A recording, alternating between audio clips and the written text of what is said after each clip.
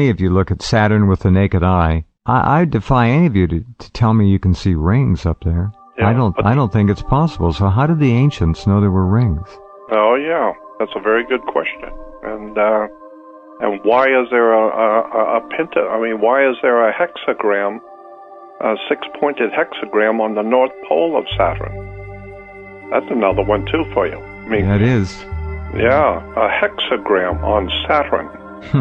And I sent you an email just now. Are you able to? I'm looking at it. I was going to talk about how the name for God is the word God in Hebrew is E-L-L.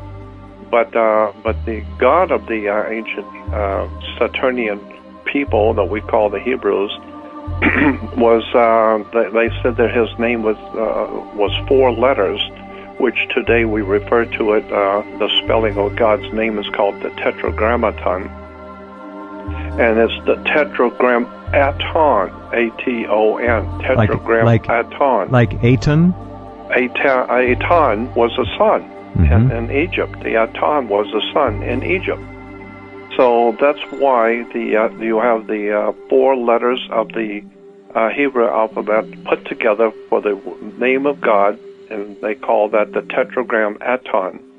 And when you take those 4 letters in the Hebrew and put them together in a configuration in a circle, they become a swastika. And I just sent you a picture of that. I see it identically. Now, for you folks, just imagine a swastika, if you will, and take the 4 arms and pull them directly away from center. Pull the top one up, pull the left one to the left, pull the right one to the right, and then you've got an open space in the middle. And you have, basically, if you look at it, you'll have 4 L's in a circle. Right. L, L, L, L. And in the center would be a circle. Now you have something else in the center in this drawing. And this is not my drawing. This is from a Jewish reference work. But that's the point, that these 4 L's make the swastika, and it stands for the sun walking across the sky. How interesting. And so the Hebrews were involved in sun worship. They were involved in moon worship. They were involved in Saturnian or Saturn worship. They've been involved in the worship of Jupiter. It's very interesting when you go back into the history of the Phoenician Canaanite people that we today call Hebrews. And see, the Hebrew language is not an exclusive language. This is what people have no idea about, that the Hebrew, when we talk about speaking the Hebrew language, when first of all, there is no such a thing as a Hebrew language, period. There is a Phoenician Canaanite language which we call Hebrew. And the reason why is because the people we call Hebrew speak this language, and it's a Phoenician Canaanite language, but the Hebrews speak it. So we say, well, it's Hebrew. No, it's not Hebrew. It's Phoenician Canaanite. It's a Phoenician language, but the Hebrews speak it. So understanding that, now you can go into the ancient Phoenician Canaanite gods and see how the Hebrews have brought those ancient Phoenician Canaanite pagan gods into the modern day world, and the symbolism, the occult symbolism of the swastika, the 5-pointed star, the pentagram, the symbols on the synagogues, the symbol of the in Islam and Mecca, that goes back to the old Saturnian symbol for the Saturn in the ancient Arabic world. Islam is nothing more than the worship of the planet of Saturn, and the Mecca is the old black square, and anybody who's done any research on the ancient god Saturn knows that was one of the symbols in the Arabic world for the planet Saturn, was a black square, and it was called the Kaaba, which was a black cube, and there's a whole study of the black cube, the black square, in relation to the planet Saturn, and there's a whole study going on about the connection between the Tetragrammaton, name for God in Hebrew, going back to the swastika, and And so many of most people don't realize that 4/5 of all the Jews on the earth are not Semitic. That's another big subject of mine that I'm just amazed that people use terms that they don't understand.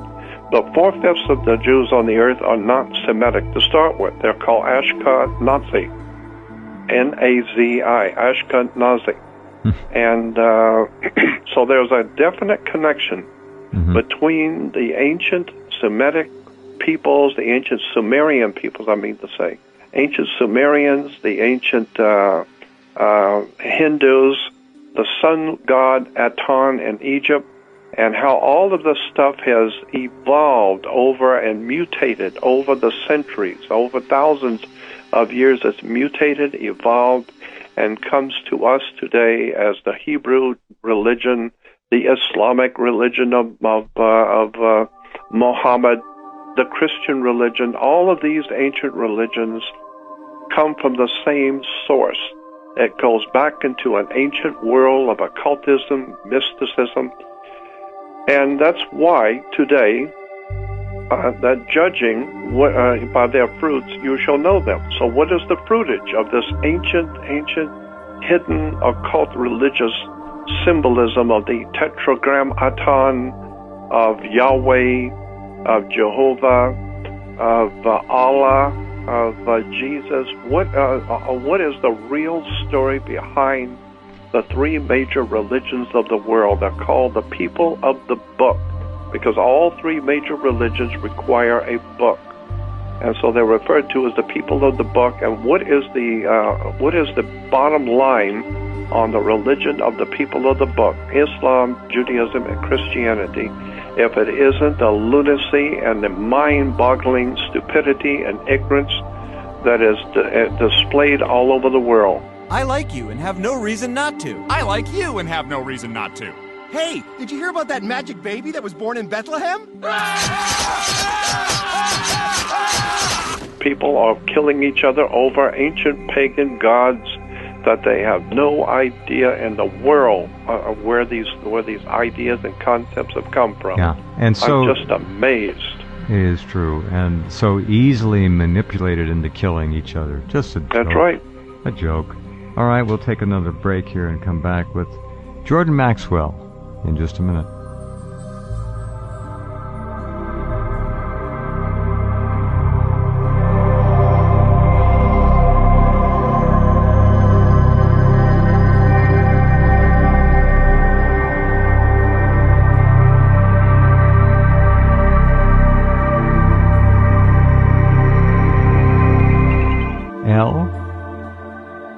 Elohim.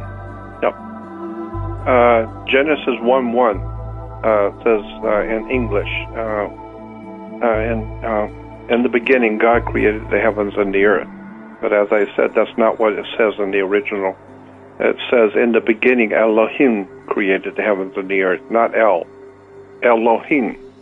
Elohim is not El. It's El with a plural. So the correct translation should be, in the beginning, the gods created the heavens and the earth.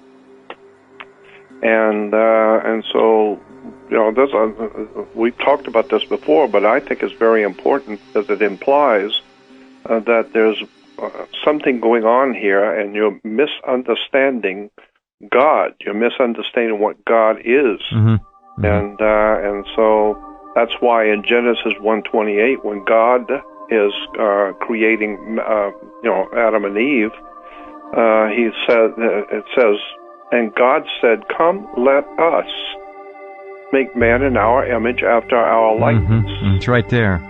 Right there. Come, let us. Well, first of all, to come, let us means that somebody is asking for a consensus among a group. Yeah, a committee. No wonder they screwed up so badly. Yeah.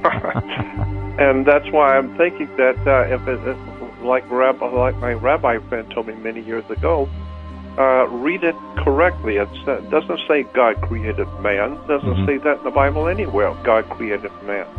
What it says is that God said, "Come, let us make man in our image, after our likeness." Not make man, let us make him in our image. And now, then a couple of scriptures later said, now see, and now man has become as one of us. He's like one of us now. Why? Because now he's smart, he's clever, he's writing poetry and building rockets and lasers and televisions. See, man has become as one of us. Very clever, very smart. And now look what you've done. You've created a mess, because look at them. Now they're trying to play God.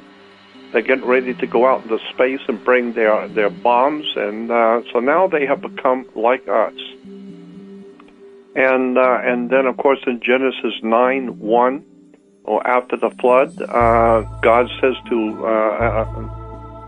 Noah and his family, after the flood, they come out, and God says, "Go forth, multiply, and replenish the earth." And I asked the rabbi, "Is that a correct translation?" He said, "Yes, the word is replenished in the Bible." So replenish means do it again.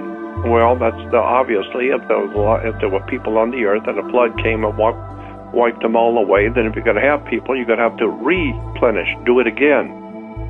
And of course, in Genesis 1:28, when God's creating Adam and Eve, he says the same thing: go forth, multiply, and replenish the earth. But what it's saying is that Adam and Eve were not the first couple at all. It's let us make man in our image and replenish the earth. Do it again. So I'm just saying that we need to find out what's really going on here. Mm-hmm. How did we humans get here? What is this thing about God? Right. And then you get all of these other silly, nonsensical religious programs that it's just a mockery. Just wacko. Totally wacko. Yeah. Well, the question I have is, have we as a species been here before and blown it? And I think the answer is yes. Yeah, I wouldn't be a bit surprised. I think I'll tell you one other thing that is an absolute fact that virtually very few people realize. And that is that the earth has been the home to enormous, incredible civilizations of extraordinarily high technology that we can't even begin to figure out that technology. The earth has been the home to thousands of civilizations, probably hundreds of millions of years ago, and we know that there's been artifacts found on the earth and strata, which is 3.5 billion years old. Oh yeah.